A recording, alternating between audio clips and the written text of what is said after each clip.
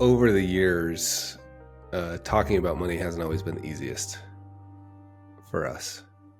That is true. Were you concerned about that? Like, look, this isn't, actually, I'm not sure how good we are at this. Like, was a piece of that playing a role? Sure. Because if we've had in the past the disagreements around money, which we clearly have. Yeah. Do I really want to share that with the world? Not so much. It feels like that's something you do in your closet and then you leave it behind, right? You don't share it with everybody else. So Well, it's a little uncomfortable. You remember we've been sharing it for a long time. I remember we would have conversations about money, and and we can be honest here, we'd have like a fight about money, and you would say, is this going to be in your New York Times column? And I would say, or I remember you saying, is this on or off the record? And I remember saying, you'll have to wait till Thursday when the column comes out to find out. That is true. I guess that's part of living with you. The man that speaks in public. The man that pretends to know what he's talking about when it comes to money. Exactly. It's all good. Yeah, well, I'm sure hopefully we'll get into more of that, but it's so interesting to me. A couple of months ago, when we started recording some of the early pilots of 50 Fires, I realized there were a whole bunch of these questions that I'm super interested in that I hadn't ever asked you, which is fascinating. We've been married how many years? 28. See, I wanted to make sure I didn't get it wrong. 28 years. And there's so many of these questions that I haven't asked. So what if we just sort of start at the beginning? Okay. And I'm honestly, like, it's going to be, I'll try to call out questions that I may ask you that I already know the answer to. I'm not particularly interested in asking questions I know the answer to. So most of these, it's fascinating to me. I don't know. Like, we haven't had these conversations, which is really, really wild. So do I get to ask you questions back? You can do whatever you want. Yeah, this is meant Awesome. to be a conversation. Okay. So, and what's interesting about this is, I feel a little bit like I'm walking without a tightrope here. And so it'll be really easy to empathize with, imagine another couple on a long road trip listening to this and hitting pause and saying, hey, like, we've never talked about this. So, like, this is, I don't know if a model is the right word, but let's try. Let's see what happens. So let's back way up to, what is your earliest memory of money? This is kind of a funny one, but it's actually the tooth fairy, because that was the first time I received money. That was my own. And I was told that money is dirty, like physically dirty, carries a lot of germs. So my tooth fairy boiled the money before it went under the pillow. Wait a sec. I mean, like, the kids are going to, so we have 4 kids, just for those of you listening, all of our kids would tell you immediately that, like, you don't bring change in the house. No way. I didn't know this is where it came from. Yeah. Because can you imagine something that's really dirty gets put underneath your pillow where you sleep? That's disgusting, right? Wait, who told you? Because I know all of this. I know that, like, we don't bring money in the house. The kids aren't allowed to, like, I know all of this, but I didn't know there was an origin story. So the origin story, who told you that?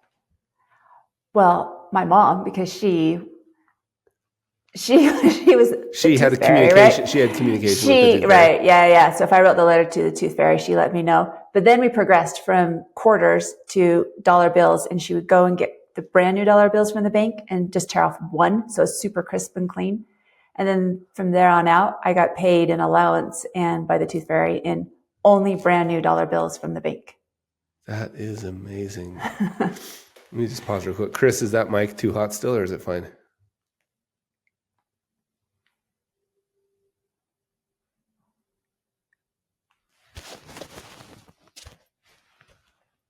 Okay. No, it's not. I was thinking if I had any of the audio panels, I could go move in there, but it won't make that big of a difference. Okay. Your mom's in communication with the tooth fairy. That's amazing. So you started getting paid in crisp, clean dollar bills. Yeah. And so your earliest, I mean, I don't want to make too much of this, but your earliest memory of money was that it was dirty. Yeah. Don't touch it. Don't touch it. Don't touch it. I know. Very bad, Wow. huh? What do you make of that now? Or Mm. and maybe a better question is, what do you make of, like, what were the implications of that? Well, I'm not sure this is where you're going with it, but I'm not the going anywhere. the pandemic, awesome, because then everybody had to get on my same page. Like, it's dirty, don't touch it. We only use credit cards that we save in our own wallet. Right. Yeah, but the idea that money is dirty, that I'm not meant to, it means that you don't really want to collect it, right? Yeah. You If don't want it's to be. not yeah, it's not something that you're like holding on to. So I never had a change drawer or a change jar. To me, that was terrible. Collecting dollars, I just never do it. Fascinating.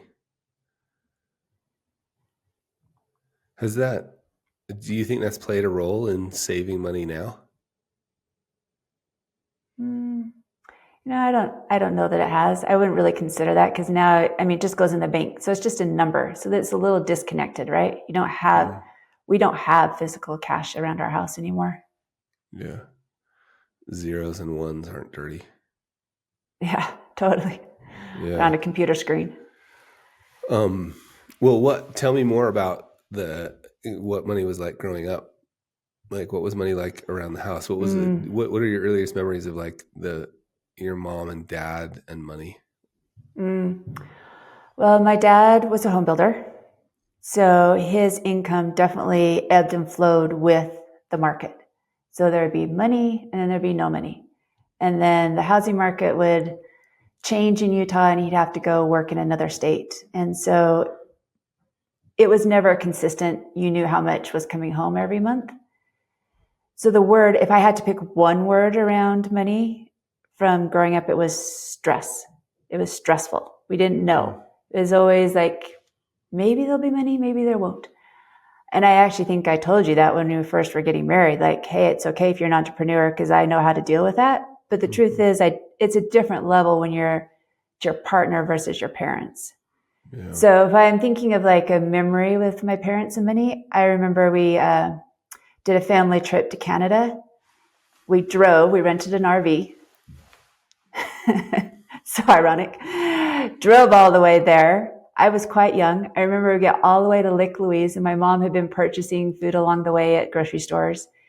And so we've been eating, whatever you get out of the little fridge, little sandwiches. And my dad, we get there and he wanted to go and have a nice meal at the restaurant. And my mom got really mad because we weren't spending money. We'd already purchased food. So it was always, there was a contention around, are we spending it, are we not? Wow. Yeah. It's so interesting to me because I have literally told the story probably hundreds of times Yeah. that you and I grew up 2 miles, like, we went to high school probably 2 miles, 3 miles apart.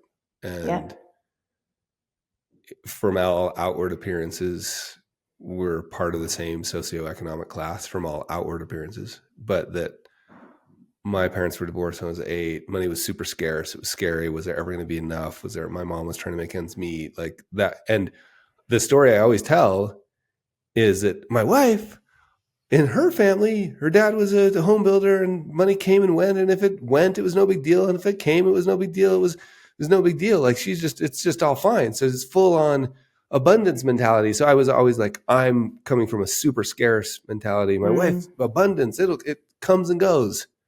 And I told you that a month or two ago, and you're like, that's not true at all. Yeah. It's not like it. I still would say, I don't believe that narrative has ever really changed of abundance or scarcity. It was always stressful and scarcity. Never enough. I mean, my mom has plenty of money for the number of years she'll live, and she still doesn't spend it.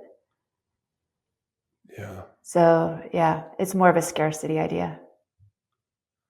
That's amazing. I wonder how I But got that so wrong. No, just like my impression of your experience with money was wrong. I would say it was just the house I was living in when you met me seemed as if there was no problem with money, right? It was a nice house.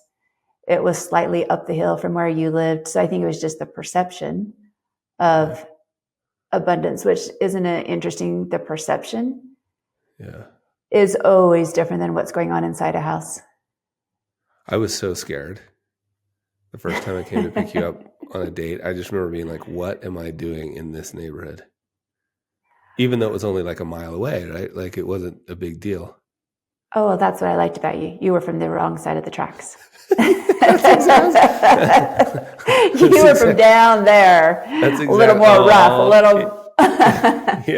Yeah, really rough neighborhood. Those of you Yeah. who knew, if you know much about Salt Lake, you would find that really funny. Salt Lake City, Utah does not have very many rough neighborhoods, and the one that I lived in was not rough. No, it was not rough. But I just remember But, being you know. so nervous about all that.